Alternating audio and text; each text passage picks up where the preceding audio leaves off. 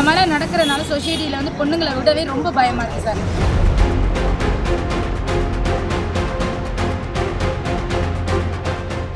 காளான் சாப்பிட்டுட்டு இருந்தேன். காளான் சாப்பிட்டுட்டு காலேஜ் பொண்ணுங்களாம் போயிட்டு இருக்கப்ப இந்த அரெஸ்ட் பண்ண அந்த சார் வந்து அந்த பொண்ணுக்கு அப்சர்வ் பண்ண தெரியல. திடீர்னு என்ன பண்ணுறது ஏது பண்ணுறது தெரியல. நான் பார்த்துட்டு அடிச்சு பார்க்கில் குள்ளே போட்டு அடித்தேன்.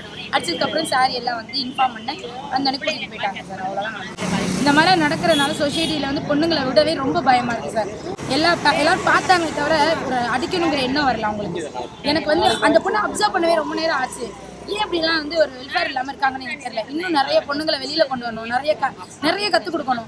பார்த்தா அடிக்க தெரியும், தப்புன்னா தட்டி கேட்க தெரியும். அது ஆணாக இருந்தாலும் சரி பொண்ணாக இருந்தாலும் சரி.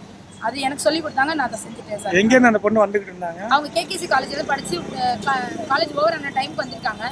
அவங்ககிட்ட இந்த மாதிரி நடந்துருக்காங்க. அவன் போதையிலாம் இல்லை சார், போதையில் இருந்தாலும் தெளிவாக பண்ணான் சார். பண்ணிட்டு திரும்பி அந்த பொண்ணுகிட்ட அரெஸ்ட் பண்ண தான் போனான். நான் அது முன்னாடி வந்து அவங்கள காப்பாற்றிட்டேன். ஸோ அந்த பொண்ணை யார் என்னன்னு நான் சொல்ல வரேன். அவங்க கேகேசியில் தான் படிக்கிறாங்க.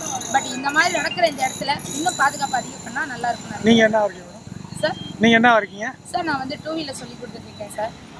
எனக்கு வந்து நானும் ஒரு பொண்ணு வச்சுருக்கேன். மதராக நான் பண்ண வேண்டியதை நான் பண்ணிட்டேன்னு நினைக்கிறேன்.